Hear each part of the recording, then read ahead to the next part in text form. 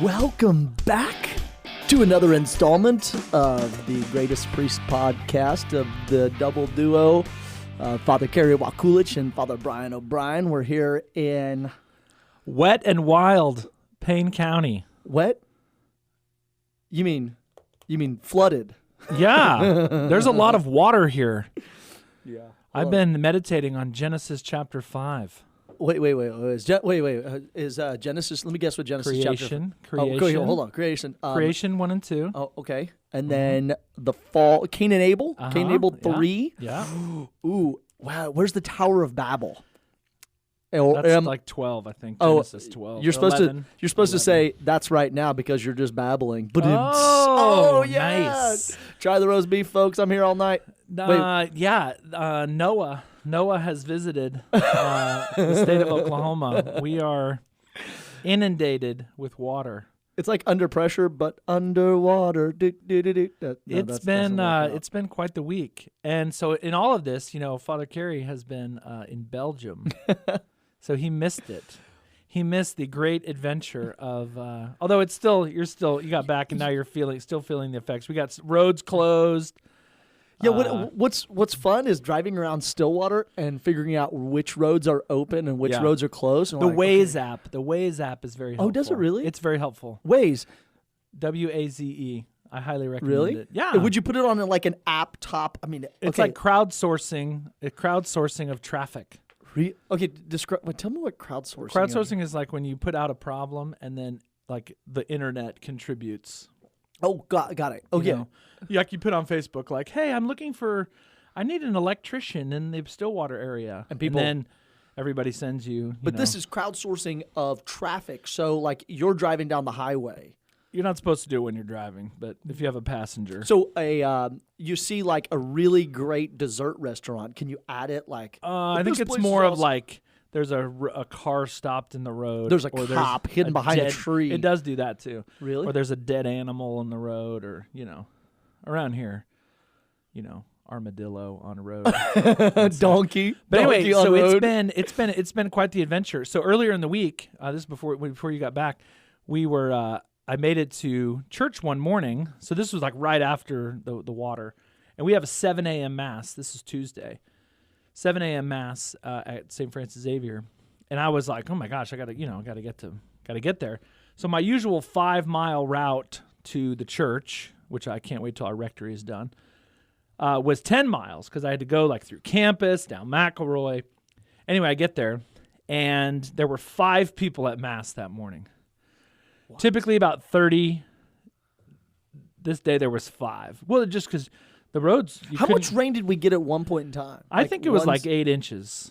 Just overnight? Yeah. That's a lot of rain. So Country Club Road, which, if you're not familiar with Stillwater, Country Club Road is the road on which the new church is built, was closed between 6th and the church. Yeah.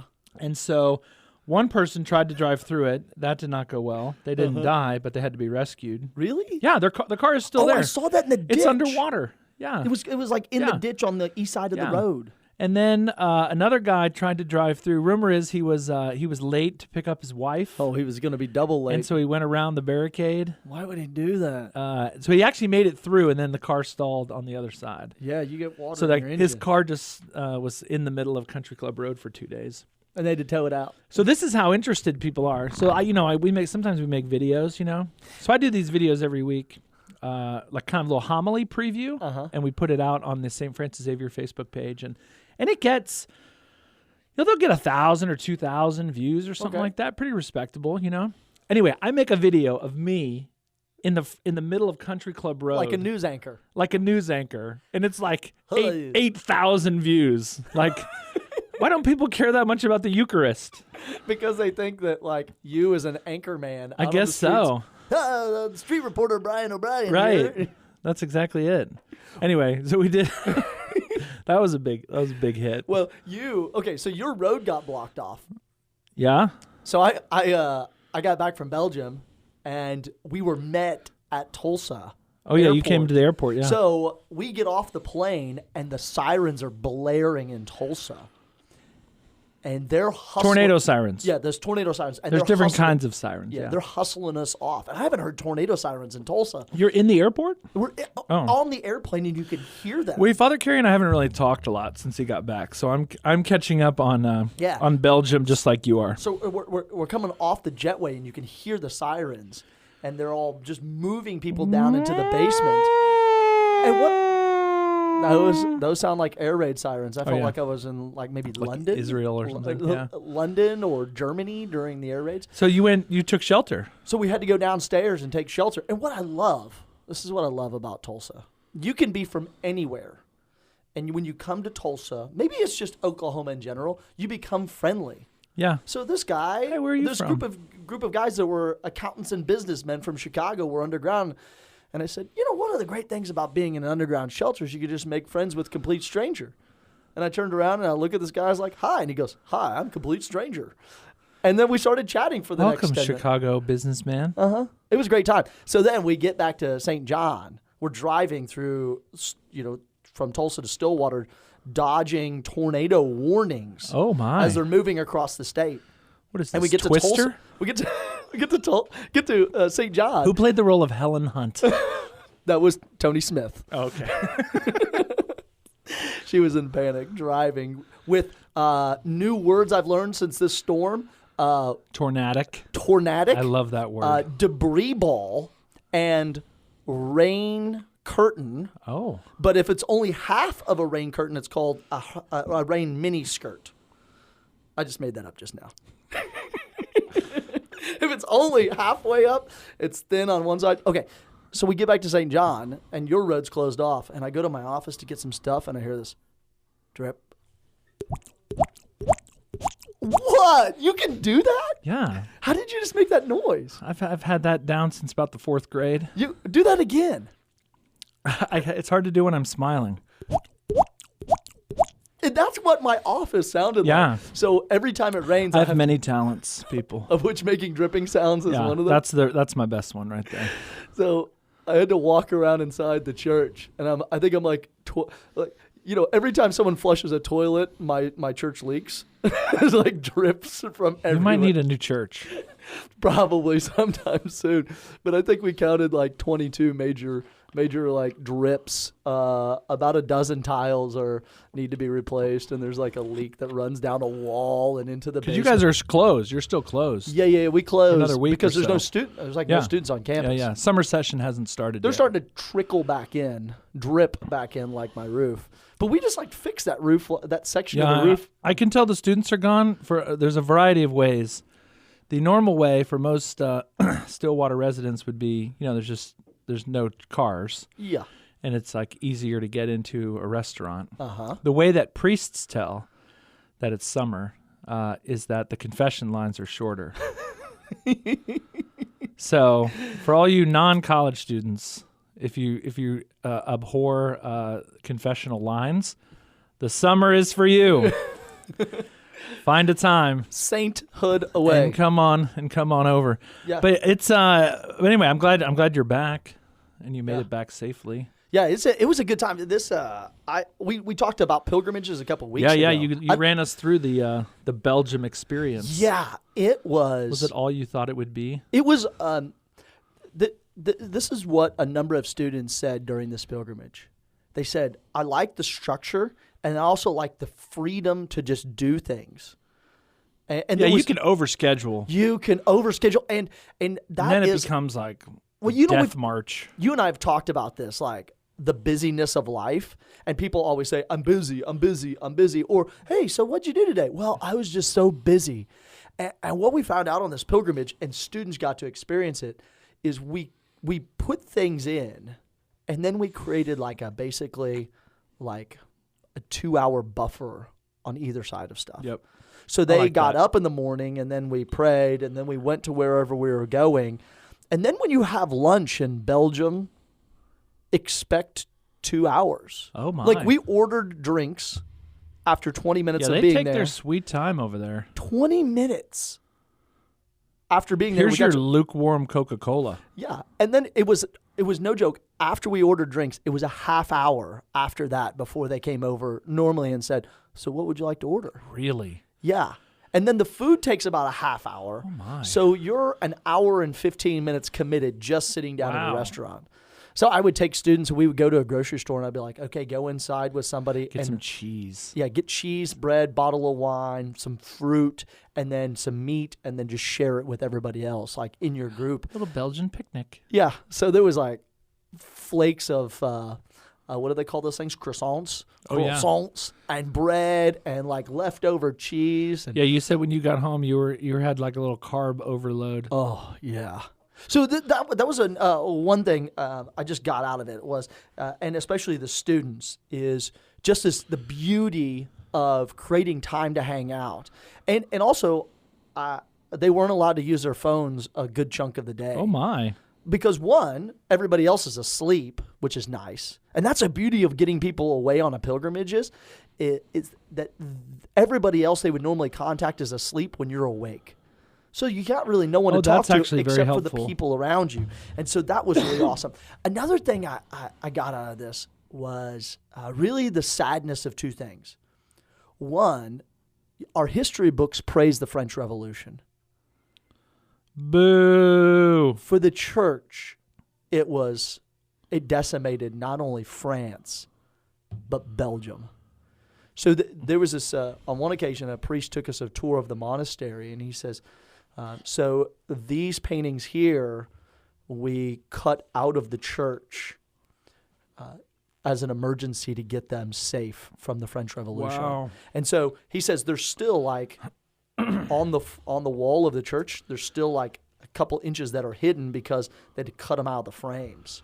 And so they had to reduce the painting size. But it was just like, imagine like one day you're an active church and then the next day the government seizes it and then 4 years later they sell it back to you. That's no good. Yeah, no good. And then even museums are just filled full of like stuff stolen from monasteries and churches, and people used to have to hide things in their basements and just like go out and do this. So one, the scars of the French Revolution still exist. So we think like, why is the faith of Europe maybe I think even like demoralized or dead? Well, you had Napoleon in the French Revolution. You had World War I that took out tons of dudes, tons of young men, children, wives, grandparents, farms.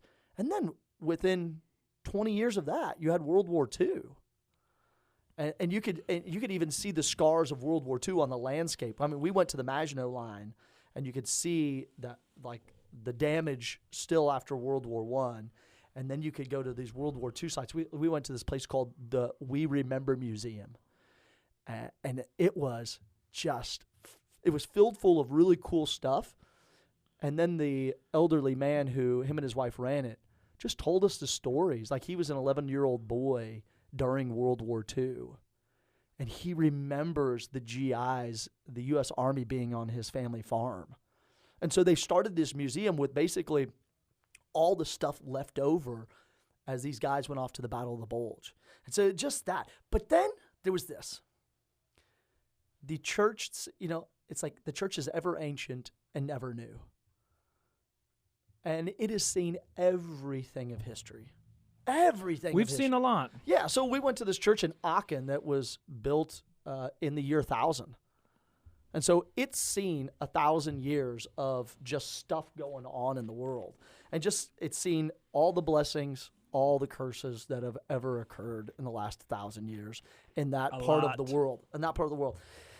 Yeah, and then I got to use my last thing. I got to use my priesthood, the gift of the priesthood, which I'm going to be 9 years a priest this coming week. Whoop, whoop. There was this moment when we were leaving. Yeah, you get to work with all the college students. You get to work with some adults that came along. And then we're leaving. We're leaving Ghent, Belgium from up north. And we're driving back down. And we exit to get coffee, let people use the bathroom, and fill up the vans that we rented for this pilgrimage road trip. And I'm sitting there, and one of the students is late, and I'm like, come on, hurry up, get out of the bathroom, let's go. And we pull out on the highway, and 30 seconds before us, a big tractor trailer flipped in the highway. And I've been thinking about that for days, that like if that student had been a little faster coming out of there, say 30 seconds, we would have been either behind or in front of that tractor trailer. And so, I mean, he was leaking fuel on the highway going towards Brussels. Eek. 4 lanes wide, three of them closed. And so there was 8 of us cars that were all in the front, all at the, we're sitting right in front of this tractor trailer flipped over. And we snuck around the outside barely, had to drive up on the barricade a little bit on 2 wheels, and then got over. And I just went over and saw the kid because he was like 25. And you could see he was just frazzled. So I gave him my orange and black rosary that some families sent orange and black rosaries to OSU, to St. John. Yeah. So I gave him an orange and black rosary, and then I gave him an image of divine mercy and gave him a hug. A huge one? Yeah. No, not a giant. Just a small pocket size. I don't mean to make light. Yeah. And just nice. It was just a beautiful pilgrimage. Like in that video, Fishers of Men. Were you that guy? The priest who comes running up on the accident scene? Well, I was 2 cars away from it. Oh, so as we got on the highway, it had far. just happened. Yeah. So that's a pilgrimage. So I encourage everybody to, and it wasn't on the Waze app, by the way. There was no flipped over truck on. You would be the one to put it up there, and then the people behind you would know. Yeah, it was backed up traffic. Crowdsourcing. Yes. So just a beautiful pilgrimage, and the students got a lot out of it, and even some of the adults that I take with me now. I take a married couple who have a focused missionary daughter. And it's just awesome.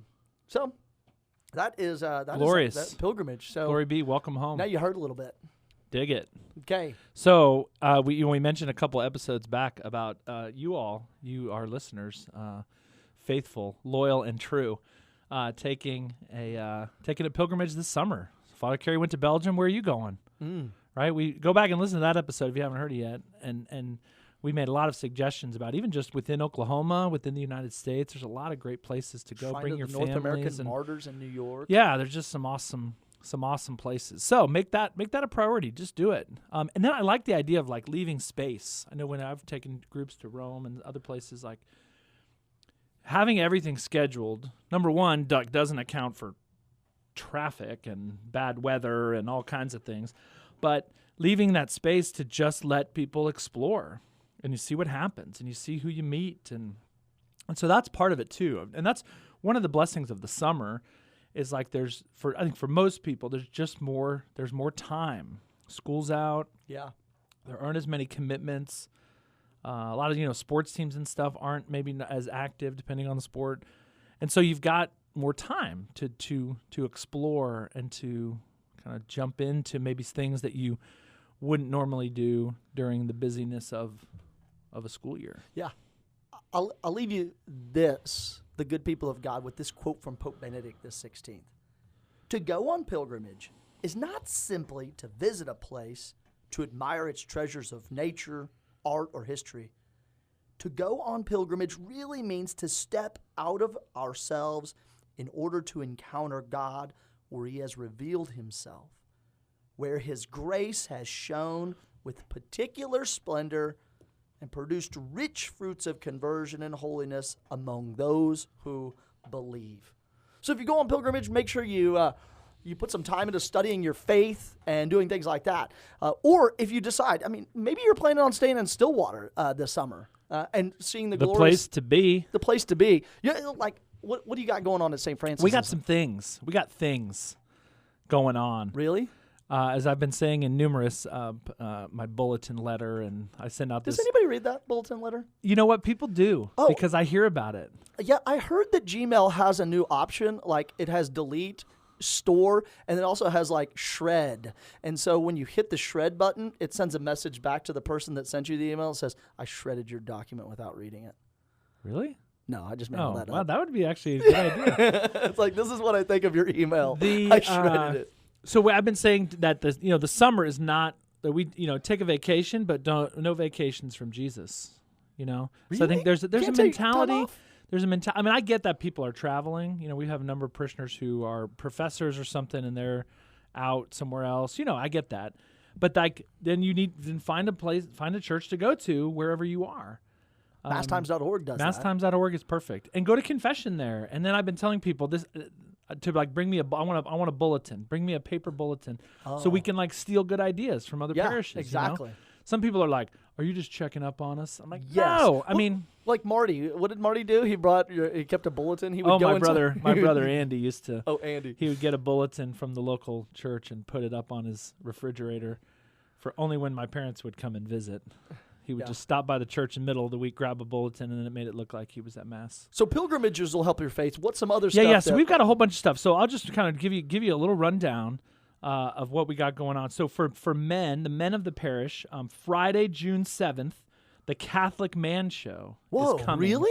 Adam Minahan and David Niles. That's a good very radio popular show. kind of national podcast. They're going to be recording. We're going to have some good food, and they're going to be recording from our parish hall. So that's the men of Payne County. Wait, All what are day welcome. is that? Friday, June 7th, 5 o'clock. We'll have some food. Adam and June Dave are going to 7th. come and record an episode of the Catholic Man Show. So that's Friday, June 7th. Starting on Saturday, June 1st, I did this last year, but on Saturday mornings of the summer, I'm going to be walking people through the Catechism. Ooh. Catechism of the Catholic Church is kind of an intimidating book. Also known as the big green giant It's amongst people. huge. It's a huge book, right? But it's also simple Well, right, but I think a lot of people never open it because it's so dang big. because it makes a sound when you open it. Yeah, and dust flies up out of your face. But we've been going through basically kind of paragraph by paragraph. So last summer we did the section 1 of the Catechism, which is on the Creed. Ooh. And so we just walk through. What do we mean when we say that Jesus descended into hell? The Apostles' Creed. What do we mean when we say Proceeds from the Father and the I Son. believe in God? What does that mean? So this summer we're doing part 2 of the Catechism, which is on the sacraments. Really? So we're actually kind of doubling it up. It's both an opportunity for your average parishioner to come and learn more, but then it's also going to be our summer RCIA, our summer initiation for those who are interested in learning more about Catholicism or even becoming Catholic. They're going to come to the Saturday morning walk through the Catechism. Are you going to record sessions. those? We recorded them last summer, and we're going to record them again. And what do you do with them after you're done with So them? we Do you put just them- put them in a storage bin and put them in the refrigerator? I leave them under your bed. No, That's why we I never put 'em- heard them. We put them, and they play during the night while you're sleeping. Soothing sounds. We put them up on our parish SoundCloud account, so they're audio, Okay. and you can go back and listen to all of them from last summer. And they're an hour. We go 9:30 to 10:30 every Saturday morning of the summer. Oh, that's nice. It's going to be rocking and rolling. So then we got a whole bunch of cool stuff for the kids. Vacation Bible School. I like that. You ready for the theme? You ready for this? Cathletics. Whoa. Training to be champions for Christ. Cathletics. Who came up with that? Somebody at some publisher. Who knows? Oh. But anyway, June 24th to 27th. That's going to be totally awesome. And then we're doing something new this summer for kids. We're doing a Catholic music camp. What? A Are we Catholic going to start a music rock band? camp. Tell me we're going to start a rock band. No, it's more traditional. So we're calling it Catholic Rhapsody. Oh Like yeah. Bohemian Yeah. Rhapsody? A little bit, but except Catholic, yeah. Catholic Rhapsody, a charismatic music camp for kids. Charismatic. Charismatic. Like teaching the faith? The The charisma, charisma. teaching the basics, yeah. So they're going to learn like traditional hymns, and then the week will culminate in they're going to do like a 20-minute like little musical of the Tale of the Three Trees. Do you know that story? Like one of the trees becomes, I haven't read it, but I'm saving it for the music camp. One of the trees becomes the cross. One of the trees becomes like the crib that Jesus is in, and one of the trees becomes something else. I have heard that charisma of that. It's like one of the ancient charismas. Yeah. So that's July. That's late July, July 22nd through the 25th. That's going to be awesome. Family adoration. We're doing once a month. Family Eucharistic Adoration. June 12th, July 10th, August 7th at 5:30. So we have an hour of adoration, and then potluck supper, and then a little catechesis, partially for the parents and partially for the kids. Adoration, food, catechesis. Yeah. How about that? Why are you insisting on so much catechesis this summer amongst the people? Well, I mean, I think it's a little of everything. So we want our what we're trying to do at St. Francis Xavier is helping people to do three things. We want to give people opportunities to encounter Jesus Christ. Okay. And so that's sort of those entry points. And so that's the Mass, that's adoration, that's Scripture studies. later on in the fall, we're going to be doing a wonderful program called Discovering Christ, which is kind of an introduction to Catholicism, even for Catholics. Okay. And it's an introduction into basically making Jesus the center of your life. That's important. That's what we want to do. So we want people to encounter Christ. We want people to grow in their faith. Okay. And then we want people to go out into the world and preach it. Make disciples of all And nations. so people are at different levels, you know. So some people have encountered Christ and are ready now to grow in their faith. Other people have not yet, even maybe lifelong Catholics, haven't really encountered Jesus Christ in a real way that changes their life. And so we want to offer those experiences. So the catechesis part is both an opportunity to encounter Christ in the teachings of the church, but then also to grow in your faith. So this will be for lifelong Catholics and also for people right off the street. They can just show up. Just show up. Walk in the door. Wah, wah, wah. Yeah. And that's a little harder on the teacher, which is me. You know, like there might be someone there who's like never heard the gospel ever, sitting right next to, you know, lifelong Catholic.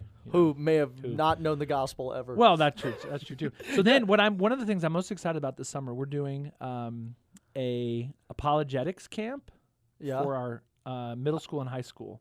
We're calling it Camp Xavier. Ooh, hello. So that's the same dates as the Catholic Rhapsody, July 22nd to 25th. So it's in the evening. It's going to be 3 hours. We have an hour of, so basically food. We're going to have students be giving their testimony. So we're going to work with them on how to give your testimony to another person, how to talk about your relationship with Christ. Then an hour of teaching on we haven't figured out the topics yet, but basically topics that middle school and high schoolers are facing in the school or when they go off to college. And then an hour of adoration and confession, 4 straight nights. Do I need to be there? It's going to be crazy. Help out with adoration and confession? Oh, heck yeah. We'll talk. Oh, Why don't we talk off air? Oh, really? Okay. So then early June, we're doing like a kids scripture study, which we've never done before. So June 2nd to June 6th, it's called From Genesis to Jesus, which is also available for adults, but we're just doing it this summer for kids, so that's going to be awesome. Then we're doing a School of Lectio. We're calling it the St. Francis Xavier School of Lectio. It's very exciting. So that's going to be Mondays throughout June and July. So June 10th, 17th, 24th, July 1st, July 8th, July 15th. Who's doing that? Marilyn Seiler, Betsy McNeil, Stacy Humbert. Whoa, nice. It's going to be boss. And then, of course, daily Mass, Sunday Mass. We have Wednesday adoration. We have adoration at the beginning of the month, Thursday, Friday, Saturday. The Pastors of Payne podcast. What a great way to grow in your faith. So that's just a little bit of what we're doing this summer. That is a lot. It's very exciting. We're pretty pumped. You're not taking a nap this summer. No, there will be naps. There will be naps. But we're trying to get across. The summer is not a time to take a vacation. Vacay from Jesus. It's a time to use the space that you've been given to grow in your faith. Mm-hmm. And that's what we want to do. So that goes out to everybody in Payne County. Come one, come all. If you're living in Tulsa or something, you want to come over for something, please do. Yeah. And if you missed that, you can go to St. Francis Xavier's website and just pull up the calendar and find all the stuff that's going on. And it's all on our Facebook page and Twitter and Instagram and all that good stuff. Yeah. So there's no reason why someone should miss out. Exactly. Or feel like they aren't welcome because, you know what? You sit in a class with a bunch of Catholics and you realize, I know about as much as they do. I need to know more. And you're unchurched. I need to know more. So that's all. I wanted to say a quick shout out to my friend Pam Tupi out in California. She sent us a check. What? To support the ministry. Really? Go Pam. I was paying for this Pam in plasma, and now I don't have to. You guys aren't paying squat. I'm just kidding. Anyway, so please support us with your prayers. You can send us some money if you want. Yeah. You know, it costs us a little money to do it. And we're the Pastors of Payne, Father Brian O'Brien, Father Kerry Wakulich, and we're looking forward to seeing you back in the month of June. God bless you. God bless.